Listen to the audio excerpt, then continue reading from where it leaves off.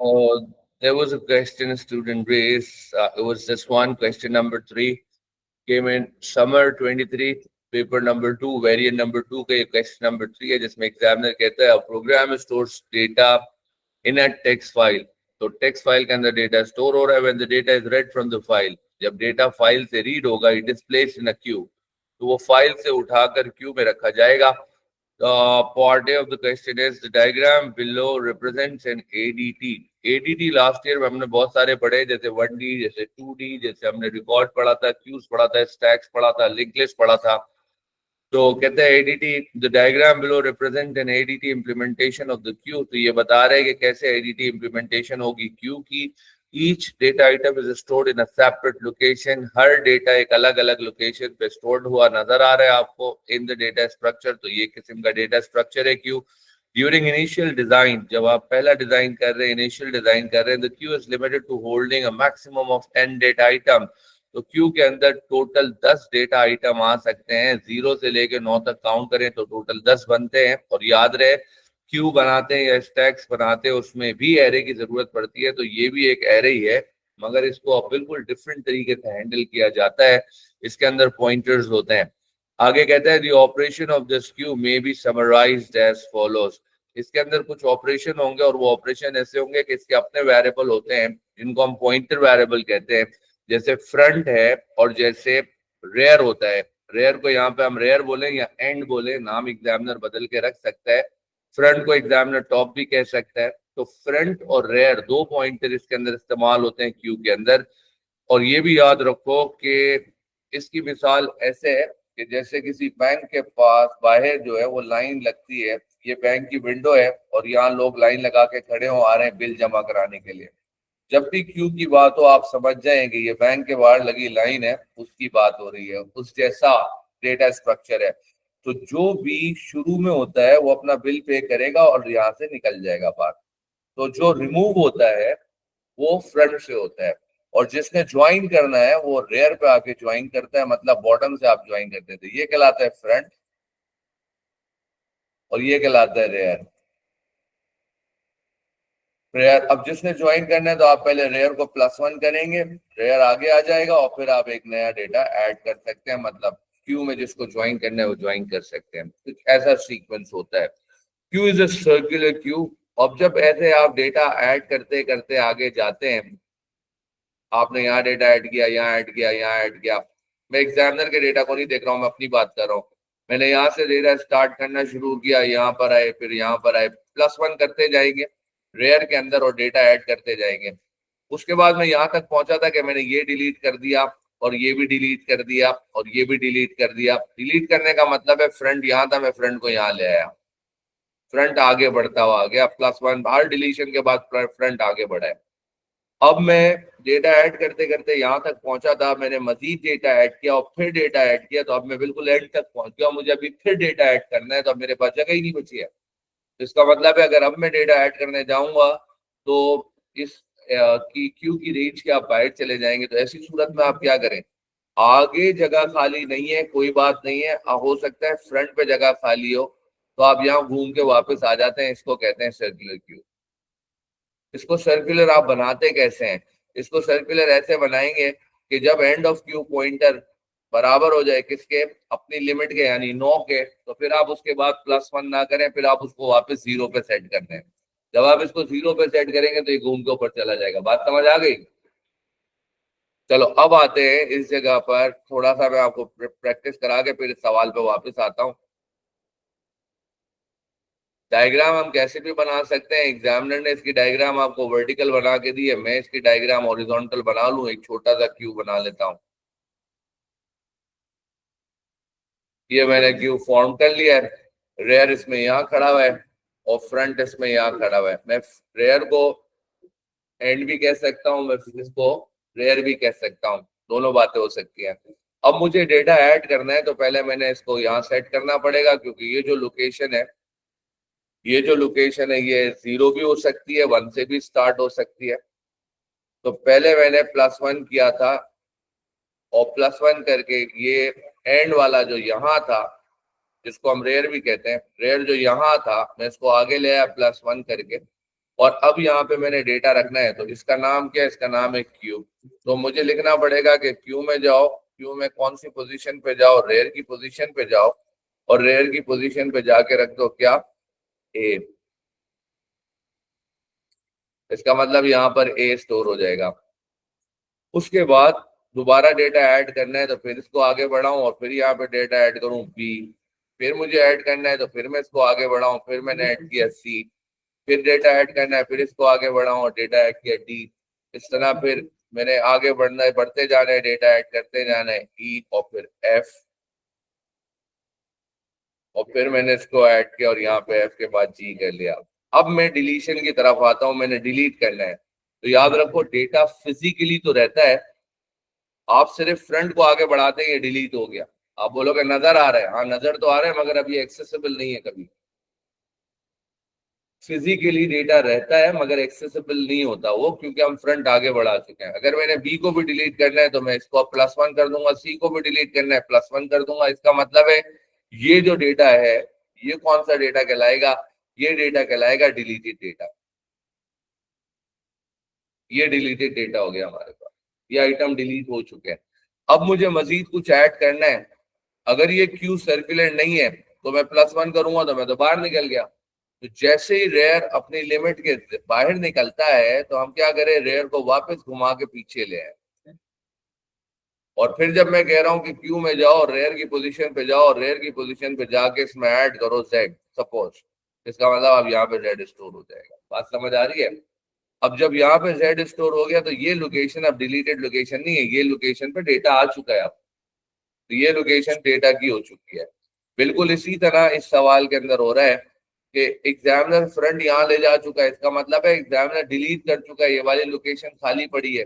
उसने खाली करके भी दिखाया है, जरूरी नहीं है कि हर मर्तबा खाली करके दिखाएगा। कुछ सवाल में खाली नहीं करता, सिर्फ फ्रंट को आगे बढ़ा रहा है। यहाँ पे आपको डब्बे ही खाली दिखा रहे हैं। तो फ्रंट अगर इतना आगे जा चुका है तो इसका मतलब है आपको समझना चाहिए कि इतना डेटा डिलीट हो गया, फ्रंट अब यहाँ खड़ा हुआ है। यहाँ से आपकी क्यू स्टार्ट हुई है समझो, और ये क्यू यहाँ पे खत्म हो रही है। तो इसके अंदर अगर आप डेटा ऐड कर रहे हैं तो बोले, पहले तो पूछता है how the data item orange and yellow are added. अब अगर आप ऑरेंज ऐड करेंगे तो आप कैसे ऐड करेंगे, पहले आप इसको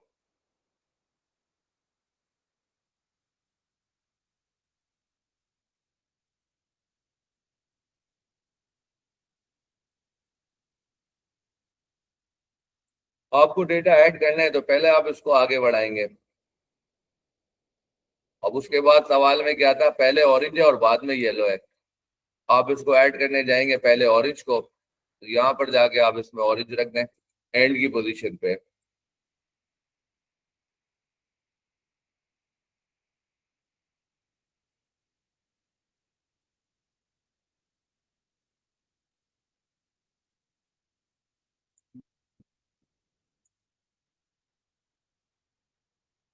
जब आपने यहाँ पे ऑरेंज रख दिया, उसके बाद एक और डेटा ऐड करना है, तो दूसरा डेटा आप ऐड करने जाएंगे तो यहाँ तो ऐड नहीं हो सकता। अंडरस्टूड है कि आपको उसको घुमा के ऊपर लेके जाना पड़ेगा और यहाँ जाके आपको रखना पड़ेगा ये। तो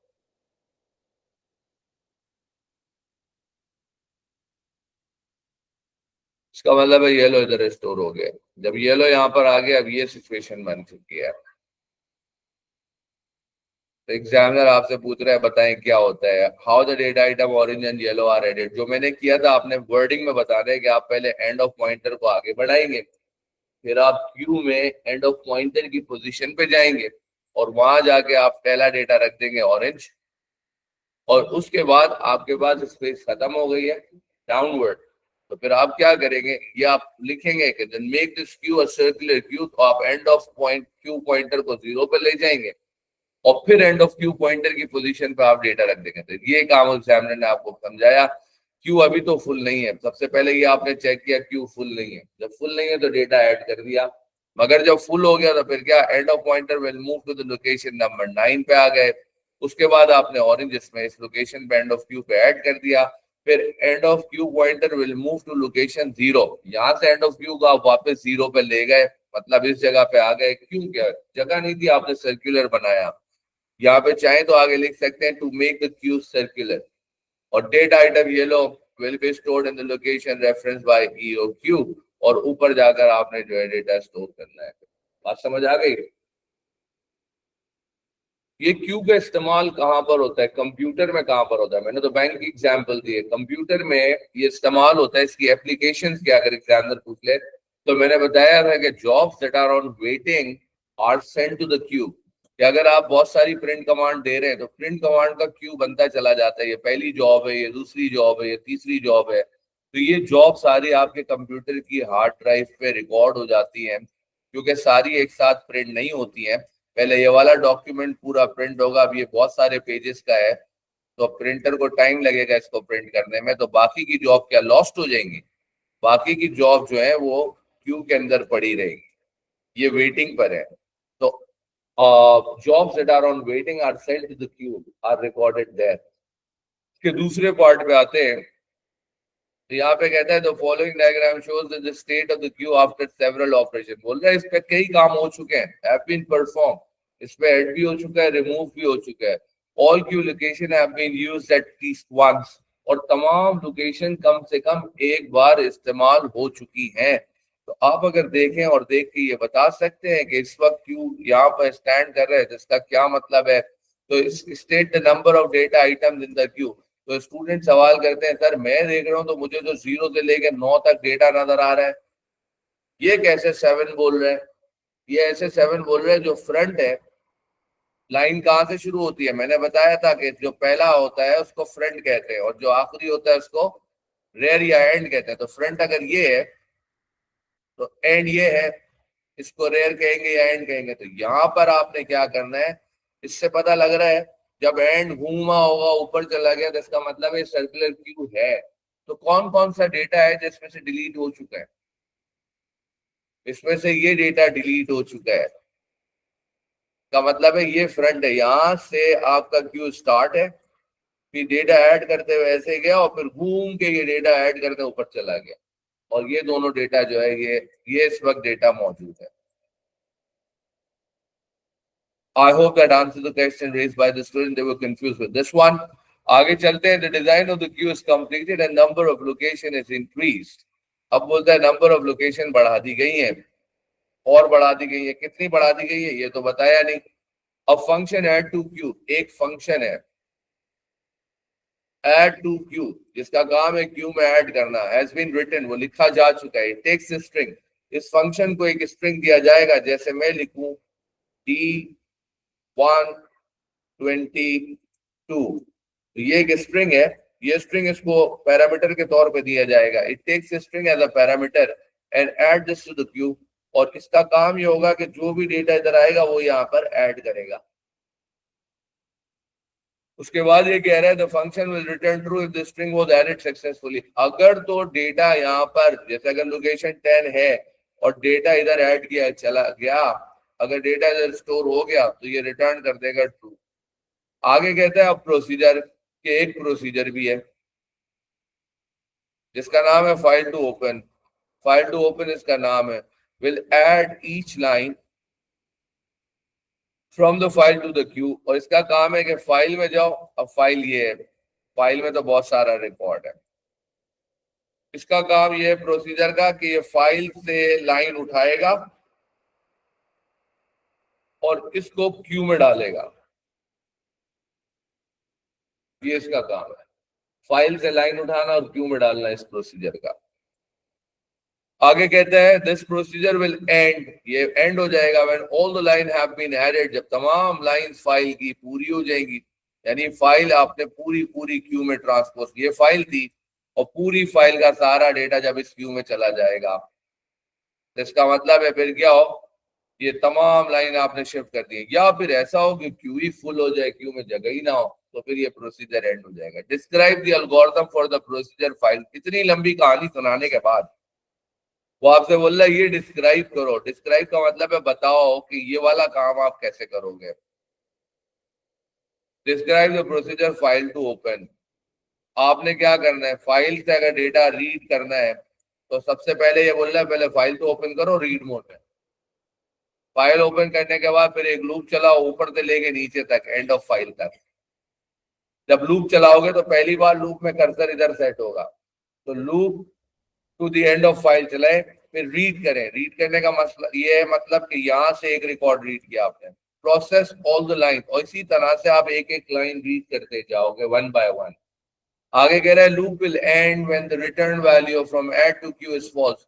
ये लूप आगे जाके एंड होगा उस वक्त जब ये ऐड टू क्यू में फॉल्स आ जाएगा। फॉल्स कब आएगा? जब इसमें फॉल्स आएगा जब या तो फाइल खत्म होगी या फिर क्यू फुल हो जाएगा। करना क्या है, बोलता है एक एक लाइन इसमें से रीड करो। लूप के अंदर लाइन रीड करोगे आप और इसको स्ट्रिंग के तौर पे पास करोगे किसके अंदर? क्यू के अंदर। इससे जो आ रहा है, इससे जो डेटा आ रहा है वो ट्रांसफर होगा स्ट्रिंग के तौर पे ऐड टू क्यू को, और ऐड टू क्यूज को उठा के क्यू में ऐड कर देगा। ये आपको एक्सप्लेनेशन देनी थी, करके नहीं दिखाना था, ठीक है। मैं अगर बोलूं कि यार मुझे क्या कहते हैं इस तरह का कोई अगर वो लिखने algorithm, you should be able to write it down कि हमने इस पे काम किया था, यहाँ पर ये जो है सवाल खत्म हो गया and there the student had problem. So I think I would solve your problem, must have answered the questions, so there we end this particular episode.